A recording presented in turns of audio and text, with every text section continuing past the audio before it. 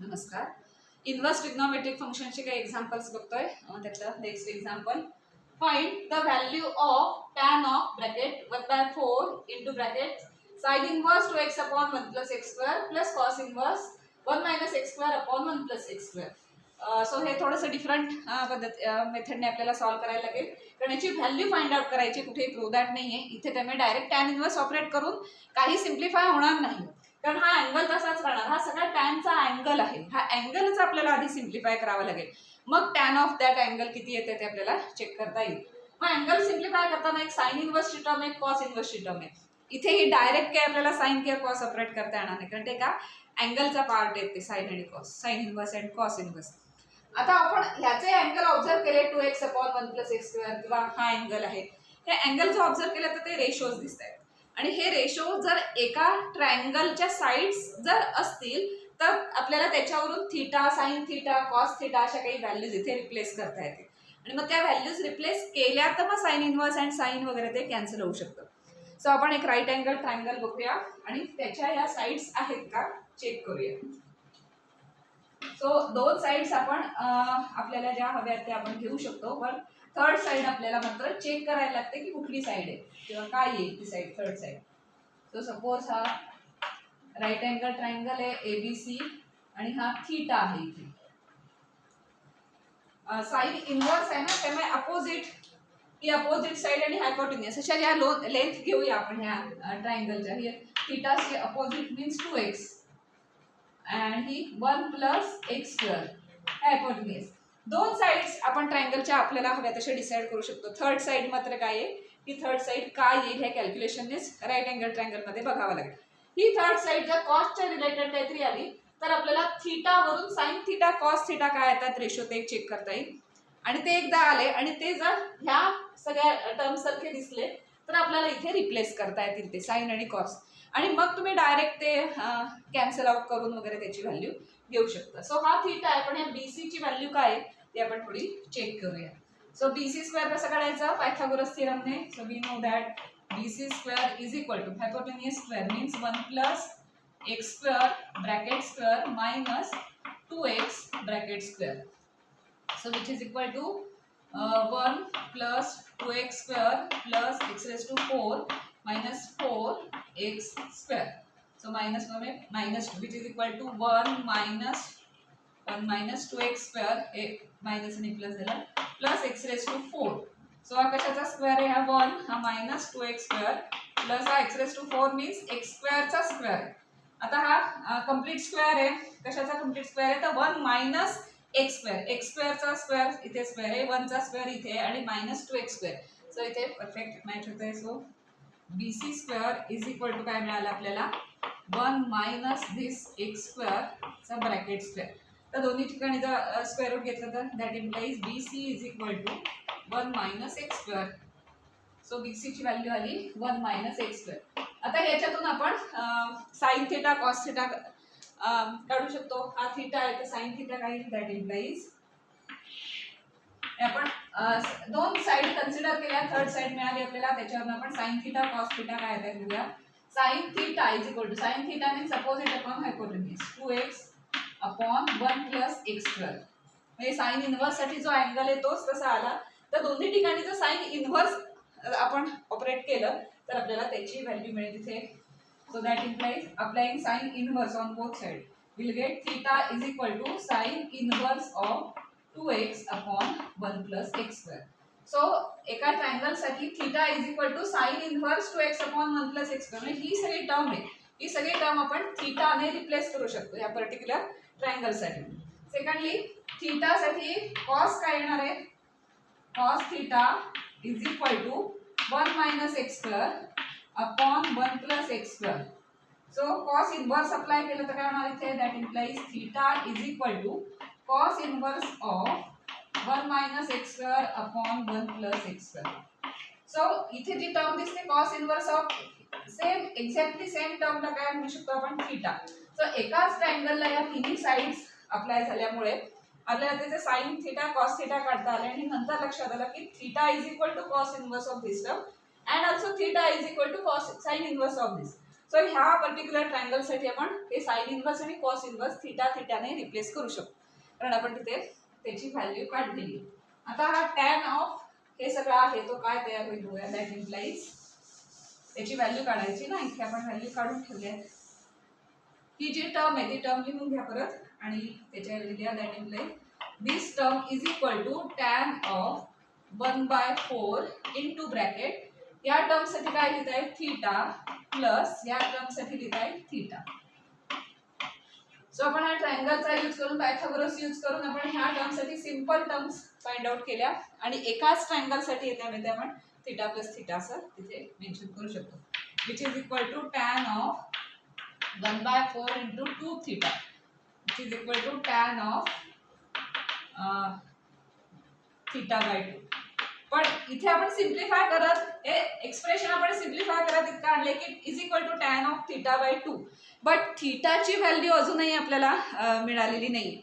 So theta by 2 हा angle कुठल्या फॉर्म्युल्यात apply होतो, म्हणजे कुठल्या फॉर्म्युल्यात दिसतो तुम्हाला टॅनच्या, तर डबल अँगलचा फॉर्म्युला जो आपण सिंगल अँगलसाठी यूज करतो तेव्हा थीटा बाय 2 येतो. सो टॅन 2 थीटाचा फॉर्म्युला आपण टॅन थीटासाठी अप्लाय करूया, म्हणजे तिथे हाफ अँगल तिथे दिसायला लागते. मग आपल्याला जेव्हा साइन थीटा कॉस असं काही येईल तेव्हा माहिती आहे की 2x/1 + x² वगैरे ह्या व्हॅल्यूज माहिती आहे, ते आपण तिथे अप्लाय करू शकतो. आधी आपण डबल अँगलचा फॉर्म्युला काय तो आठवूया. We know that tan 2 theta is equal to 2 tan theta upon 1 - tan² theta. हा फॉर्म्युला आपल्याला माहिती. आता ह्याची व्हॅल्यू किती आहे ती अजून आलेलीच नाही आहे. व्हॅल्यू फाइंड आउट करायची आपल्याला, प्रूव्ह दॅट नाही आहे. सो याची व्हॅल्यू आपल्याला फाइंड आउट करायची, पण हा थीटा आपल्याला आता माहिती नाही. त्यासाठी आपण हा 2 थीटाचा फॉर्म्युला अप्लाय करूया आणि मग काही कंपॅरिझन करून येते का आपण चेक करू. सो हा 2 थीटासाठी आहे, तो सिंपल थीटासाठी अप्लाय करूया. मीन्स काय होणार tan theta is equal to 2 tan theta by 2. Theta by 2 होणार अपॉन 1 - हे काय होईल tan² थीटा बाय 2 असं ते व्हॅल्यू इथे येणार आहे. त्याला आतापर्यंत इक्वेशन नंबर दिला नव्हता आपण, सो याला आपण इक्वेशन 1 म्हणूया. आता tan थीटाची व्हॅल्यू या डायग्राम वरून अशी काही अजून एक व्हॅल्यू आपल्याला फाइंड आउट करता येते का ते चेक करूया. कारण एक व्हॅल्यू आपल्याला मिळाली tan theta is equal to 2 tan theta by 2 upon this. अजून काही tan थीटाची व्हॅल्यू ह्या डायग्राम त्यासाठीच आपण साइन आणि कॉस या डायग्राम वरून यूज केले. tan थीटाची व्हॅल्यू काढता आली तर आपल्याला दोन व्हॅल्यूची कंपॅरिझन मध्ये या थीटा बाय 2 म्हणजे ह्या tan थीटा बाय 2 हे सगळे एक्सप्रेशन आपण सिम्प्लिफाय केलं. सिम्प्लिफाय करत आपल्याला काय मिळालं this expression is equal to tan theta by 2 असं मिळालं. त्याची व्हॅल्यू आपल्याला काढायची. सो या tan थीटा बाय 2 ची काही व्हॅल्यू मिळते का, त्यासाठी tan थीटाची अजून एखादी व्हॅल्यू जर आपल्याला मिळेल तर कंपॅरिझन करता येईल. ह्या ट्रायंगल वरनं tan 2 थीटाची व्हॅल्यू मिळेल आपल्याला. ती काय असणार आहे थीटा इथे म्हणजे tan 2 theta means 2x/1 - x². Also tan थीटाची सेकंड व्हॅल्यू आहे tan theta is equal to 2x/1 - x². Equation 2. So from equation 1 and 2 tan दोन्ही ठिकाणी tan थीटा आहे त्यामुळे RHS कंपेअर करू शकतो. RHS must be equal. So from equation 1 and 2 we can write 2x/1 - x² is equal to 2 tan theta by 2 upon 1 - tan² theta by 2. आता exactly comparison करताना आपल्याला same पोझिशनला सेम जर number असेल तर ते दोन्ही नंबर सेम असतात वगैरे आपल्याला माहिती. सो 2 इथे x च्या प्लेसला tan थीटा बाय 2 आहे. 1 इथे x² च्या प्लेसला same tan² theta by 2. So comparing on both side we get tan theta by 2 ला काय रिप्लेस करता इथे x रिप्लेस कर.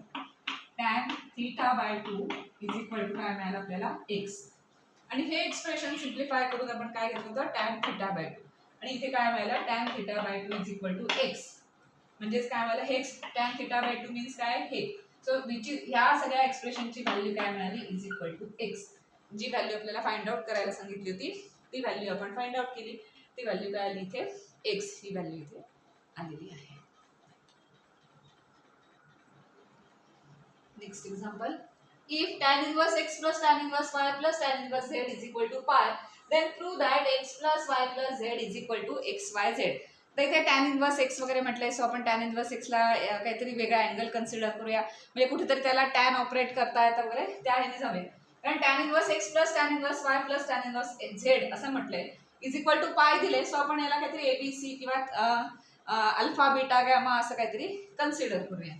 So suppose tan inverse x is equal to some a, tan inverse y is equal to b and tan inverse z is equal to some c. तर हे statement कसं form होईल then that implies a plus b plus c is equal to pi. a plus b plus c is equal to pi. आता tan operate करायचा आला दोन्ही ठिकाणी, तर आपल्याला tan of a plus b चा फॉर्म्युला माहिती आहे, त्यामुळे आपण c राईट साइडला घेऊया. So that implies a plus b is equal to pi minus c. आता या दोन्ही साइडला आपण टॅन ऑपरेट करून बघूया, कारण a plus b, a आणि b वगैरे काय टॅन इनवर्स असे आहेत, त्यामुळे टॅन ऑपरेट केल्यावर कुठेतरी ते कॅन्सल वगैरे होऊ शकतात. So operating tan on both sides, tan of a plus b is equal to tan of pi minus c. कारण हे स्टेटमेंट यूज करून आपल्याला simple x plus y plus z असं प्रूव्ह करायचं, त्यामुळे tan आणि tan इनवर्स कुठेतरी ते कॅन्सल आउट व्हायला हवेत, म्हणजे मग ते येईल statement. But tan of pi minus c means tan of pi minus theta म्हणजे किती असतं minus tan theta. So that implies tan of a plus b is equal to minus tan c. आता लेफ्ट साइडला tan of a plus b चा formula आपण apply करू शकतो, which is tan a plus tan b upon 1 minus tan a tan b is equal to minus tan C. Almost आलंय. आता ही जी term आहे सगळी इकडे दिली त्याला मल्टिप्लाय करून घ्यायला लागेल. So that implies tan A plus tan B is equal to, he term सगळी इकडे न्यायची, मल्टिप्लाय करताना आधी 1 ने मल्टिप्लाय केलं की मायनस tan C प्लस या टर्मने मल्टिप्लाय केलं की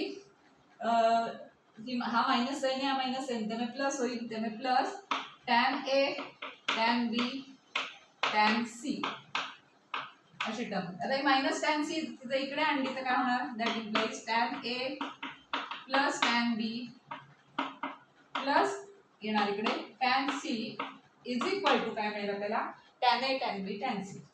साधारण ह्यासारखं दिसायला लागलं ते tan a tan b tan C.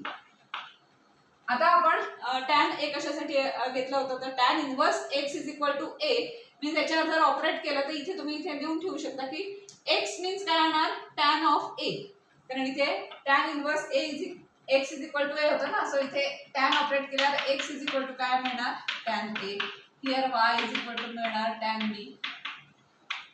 हे कन्सिडर केल्यानंतर हे पण लिहून ठेवा, म्हणजे मग इथे ते आपल्याला डायरेक्ट अप्लाय करता येईल. And c is equal to, कारण हे झेड ह्याच्यावर टॅन ऑपरेट केलं की झेड इज इक्वल टू काय मिळणार टॅन सी, तर ते लिहून ठेवा तिथे आणि हे डायरेक्ट इथे लिहू शकतो. सो टॅन ए मीन्स काय असणार x plus tan b means y plus tan c means c is equal to या दोघांचं प्रॉडक्ट म्हणजे x plus x y tan c means किती आहे झेड इज इक्वल टू काय आलं एक्स वाय झेड. आणि तेच प्रूव्ह करायचं होतं X plus Y plus Z is equal to X Y, because आपण टॅन इनवर्स एक्सला ए म्हटलंय म्हणून X is equal to tan A, आणि इथे आपण ह्या व्हॅल्यूज अशा रिप्लेस करू.